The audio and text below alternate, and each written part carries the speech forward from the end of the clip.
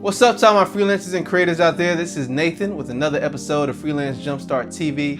And in this episode, we're going to talk about how to increase your pricing.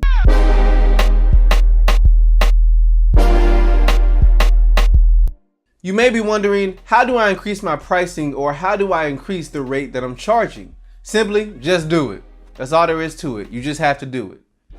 Thank you for checking out this episode. I'll catch you next week. I'm just joking. I'm joking. In all honesty, it is fairly simple. It is something you just have to do. You may have some feelings or anxiety about it, but you literally just have to do it. Of course, with a little bit of strategy behind it, but you'll understand once you do it, certain things will come to light that was for the better. But simply put, I know for me, in my business, I know when increasing my rate, the thing that really held me back from doing so was certain fears that I had. I wondered, what happens if I increase my prices and I don't get as many clients? Or what happens if I increase my prices and the clients I do have get upset and they leave? You know, I had certain thoughts or worries about missing out on people. But the thing about marketing and the thing about targeting is simply, if you're targeting a certain audience, if you're specifically saying you want to reach a certain type of person, that implies you want to hit the target, and also implies you're missing all these other places. So you have to think about it like that. Whatever you want to go in your business, the direction you want to head towards, who you want to target, if you need to adjust your pricing and increase it, which you should, then you're gonna always miss out on something that's out there. But you can't get caught up in thinking about that or all the fears you may have.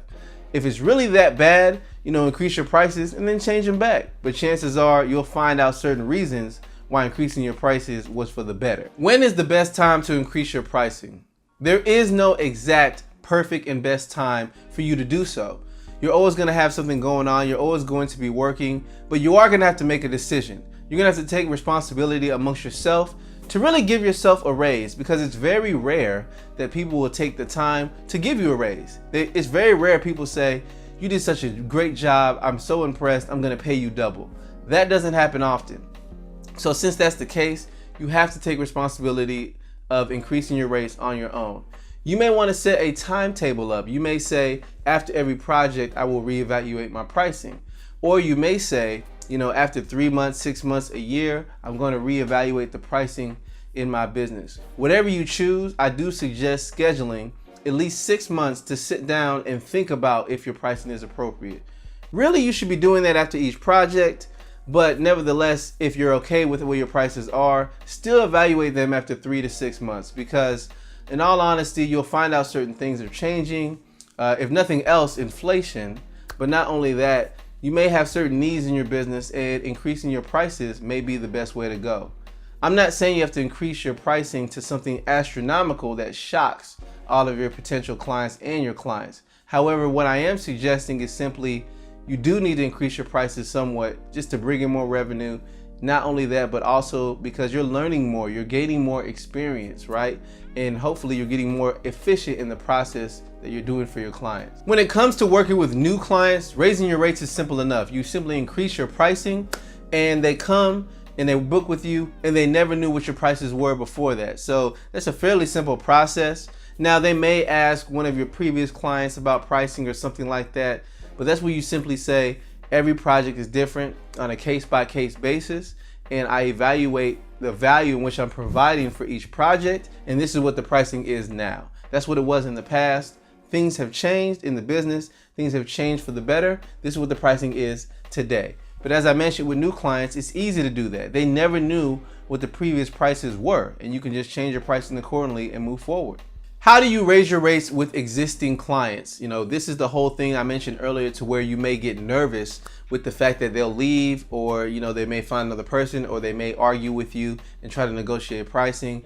Either way, with existing clients, there are 2 quick things you want to look into when raising your rates with them. The first thing is communicate with them. Be open and honest, and tell them about the added value that you have now in your business. So with this, you're really going to have to compare and contrast where you were when they first started with you to where you are now.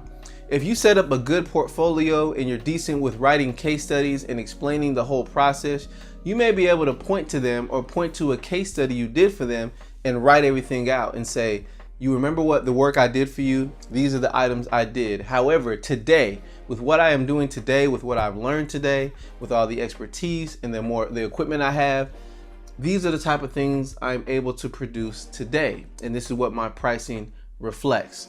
So you can compare and contrast the two, put them together, allow them to see the difference in the fact that you have more value, brought, even if it's more value in communicating, even if it's more value in your expertise or professionalism, or you just giving them overall consulting advice. Whatever it may be, you're gonna have to make that distinctively clear that there has been value added.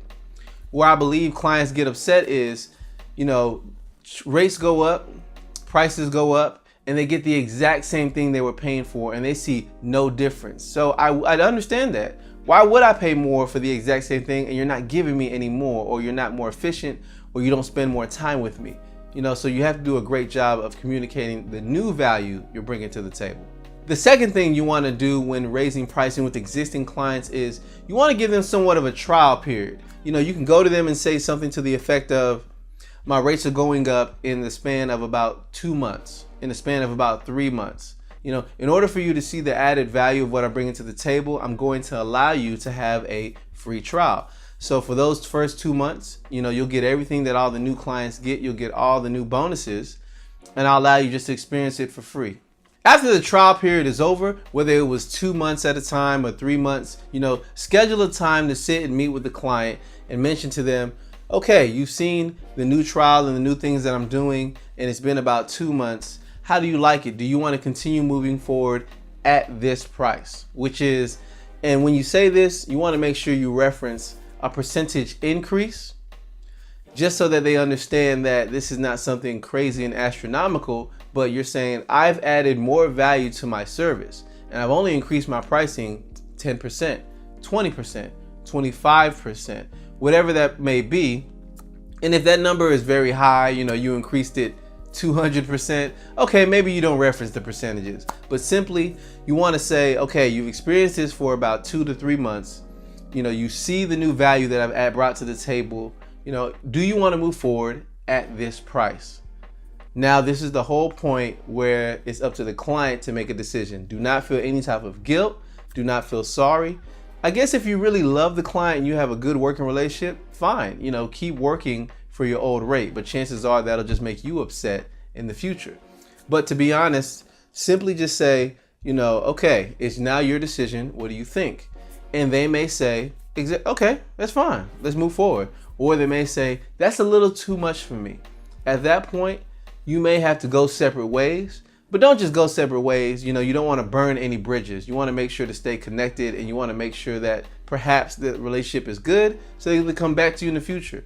But if they have to leave, point them in the right direction of another freelancer, another creative, another business or service that will help them with what you were doing. So if this is the case, be ready to point them in a direction that can maybe help them. Just to get a practical example of this in action, I recommend looking at the story of Lauren Hooker. Lauren is a designer. She has a design company called L & Co.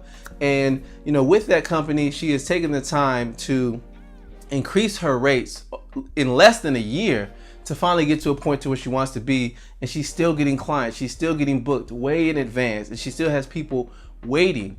But if she continued to do and leave her rates at the lower part, she would have been doing all this work and just dissatisfied with the level of income she's getting. So in her case, she raised her rates and it was for the better, and it made the business thrive even more.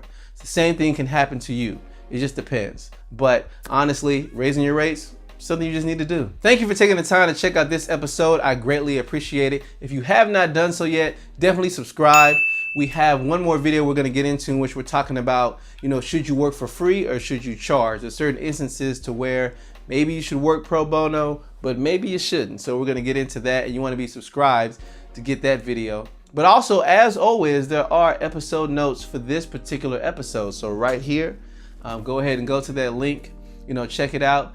Read the episode notes. I give more examples. I also reference certain things that I've learned, and I give you a direct link to Lauren's story that I referenced earlier in the video. So thank you once again for checking this out, and I'll catch you in the next one. See ya.